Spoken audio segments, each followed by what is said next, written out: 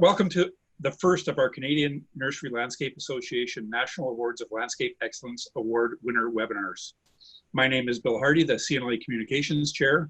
With me is Sherry Williams from Caterpillar, our premier sponsor for the Awards of Excellence. Today we are speaking with Lindsay Nightingale, owner of Yorkshire Garden Services, winner of the 2020 NALE Residential Landscape Maintenance category for the Old Richmond Hill property. This award is sponsored by Hort Protect. So Lindsay, let's start by just having you tell us a little bit about your company, how long you've been in business, and how you've grown or developed over the years. Yorkshire Garden Services, I started in 2002 and we incorporated in 2006. And I originally was down in the center part of Toronto in an area called Witchwood Park. And from there, it went from one client to numerous clients throughout Toronto. Can you tell me what your roles are within the company? And also, with that, what was your part in the winning project this year? Great. I'm president right now, so I have a staff of 8, 2 team leaders, which both of them worked on the property. So I originally sold the maintenance job to the client, and I meet with her regularly. She's a phenomenal woman, and has lived in this, built the house and then built the garden around it in about 2013. So we've been doing the property since 2014. And I basically am the liaison with her, and then the staff teams work on the property weekly. Okay, so I have a little bit more specific question about your staffing.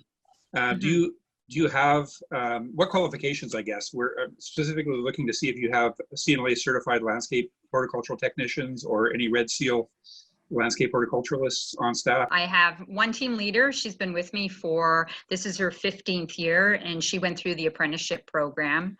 Elissa's been with me, I think this is her 4th year, and she's a graduate of the Humber program.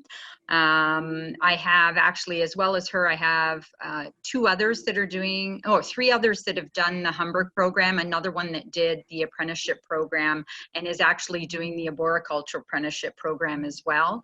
And then I have a University of Guelph student that was doing the landscape architecture program. So he works for me and his architecture firm while there's COVID. I also have another young woman that's in the pre-apprenticeship program, but she's off because of COVID. And then I have a young woman that comes from a farm environment, so no knowledge. So we hope to get her to go through the apprenticeship program as well. And I think that's everybody. Yeah. That's terrific. But the farmer will probably turn out to be one of your best employees, trust me. So let's move on to the project then. Specifically, what made this project particularly special? It's where it's located. It's such a surprise when you drive up to it initially. You think what you're looking at, just a basic front yard. It has some very interesting plant material, but then it's the surprise in the backyard that is just breathtaking. It has a circle of the beach, and then in behind the beach is a forest garden with different understory trees and ferns and grasses, and it's just this surprise, so that it has the big circle of lawn surrounded by perennial gardens along the perimeter, and then that surprise at the back. It's such a peaceful, beautiful place. It's hard to believe that's in the heart of Richmond Hill, which is a pretty bustling community at this point, and it's less than a kilometer away from the hospital. So there's always EMS going by, but you don't really have a sense of that because of the way it's situated, and how the trees and the gardens themselves are very insular. It's just a beautiful space. Perfect. So Elise, could you tell us also what you do for the company and what your role was with the winning project? Sure. So my name's Elissa, and I've been a team leader with Yorkshire for the last 4 years. I've been with Yorkshire for the last 4 years, a team leader for the last 3. And yes, I've been part of part of the crew coming weekly to take care of this beautiful property. Sorry, So- what else did you ask? No, it's okay. So tell us about maintaining. So it's a pretty vast property. So you do it on a weekly basis. So how is that divided up? Sure. The workers and people going? Absolutely. So our crews, sometimes it varies. We're usually about 3 people per crew, and we go once a week. So sometimes we switch back and forth between the back and the front. So 1 week, we'll just concentrate on everything in the front. 1 week, the next week in the back. One of the benefits of going so frequently, as well as the fact that this property has just gorgeous 4-season interest, is that we can really take the time. It's not so much just weeding and getting out. We're really able to take the time and address every single plant and its particular needs. So yeah, and something's always blooming or always putting on a show, and it's a joy to work there. So Elise, while we still got you, in the description, there was you mentioned issues with the drainage due to a clay subsoil. Tell us a little bit more about how you manage that. I mentioned that? It was in the description. Oh. Maybe Lindsay can answer it. Oh yeah, sorry. I wasn't expecting that question. Oh, sure. Okay, yes. Yes, we were having some issues. That was about 2 years ago. We noticed some issues with this clay soil. So we excavated, we put in a French drain. Did we do? Oh, and we replanted. So, right, there's no longer a Japanese maple there, and now it is a redbud. Yes. Did you have any other problems, challenges on the property that you've had to work around or rethink? One of the big things is, because it is an ever-changing garden and it's so diverse, is this shot right here. So the one of the woodland garden in particular, it has changed dramatically because we had a lot of viburnum, we had some dogwoods, and because the canopy is now a lot thicker and a lot darker because of surrounding trees as well as what was planted, we've lost some of the trees and shrubs that were there. So we've had to change how we look at this area and new plantings that we've planted in there and how they will change depending on how the canopy is. And then this area versus the area that is the lawn area with the beach around it, that's so sunny and this is so shady. So again, we're always tweaking the irrigation, and just recently we had the irrigation company back in to change heads and to change lines and to put in drip lines instead of having rotators, just again because of the difference in the plant material. So it's always in flux, depending on the seasons as well as depending on the growth of the plant material.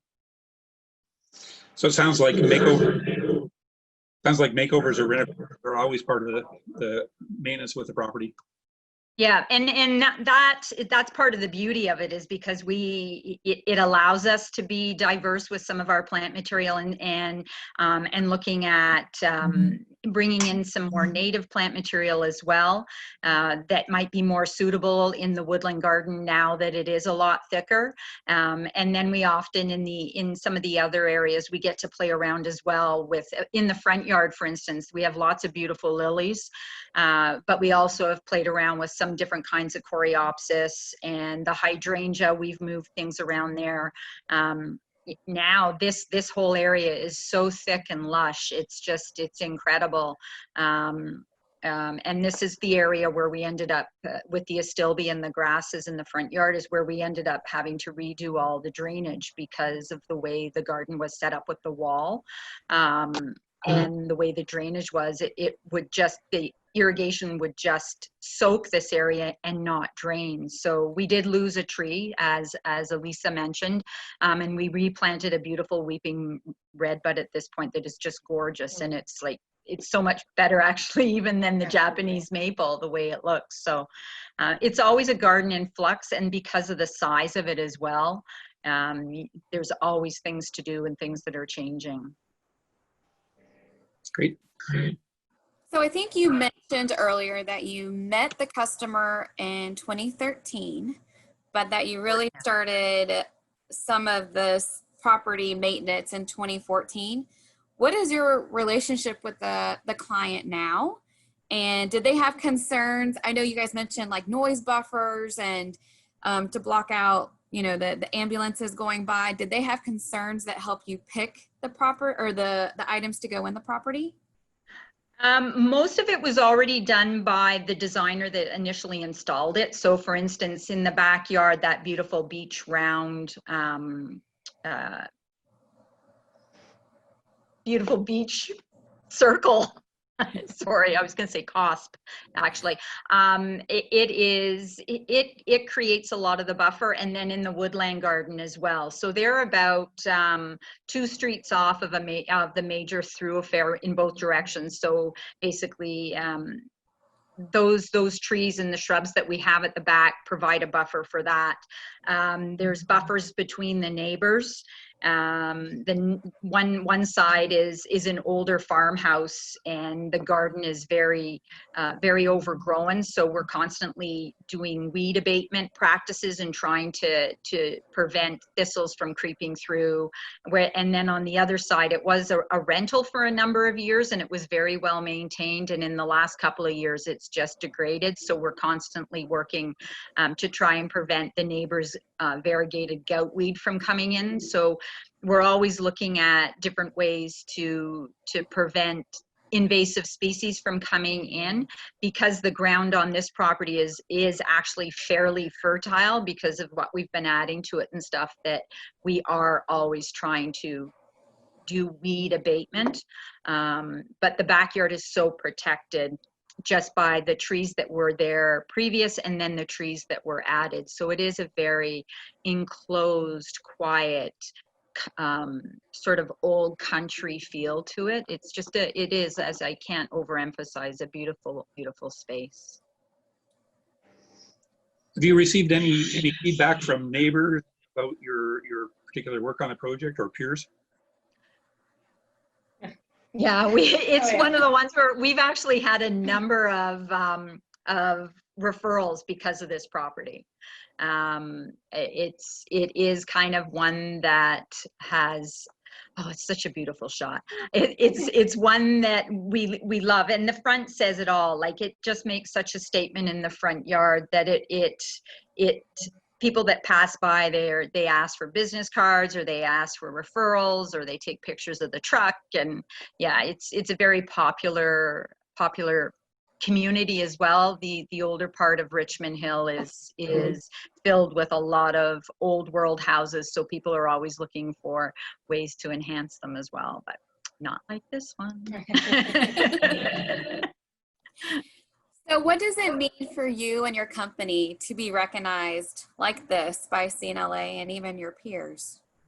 Well, I am still, I continue to be so proud of my staff for this. This is actually their award. And that's one of the reasons why I asked Elissa and then later on Zita to come on, because it's their baby. Like, really, they're the ones that are there on site all the time with the crews. And I've even told staff that are no longer with us, but that have worked with us in the past, that worked on this project. I've told them that they won the award. Like, I have no problem passing off the award to my staff, because they make it. They're the ones that make this property so beautiful, and talk to the client on a continuous basis and know the ins and outs of everything on it. It's such a tremendous honor to receive this award, and peers that have come forward and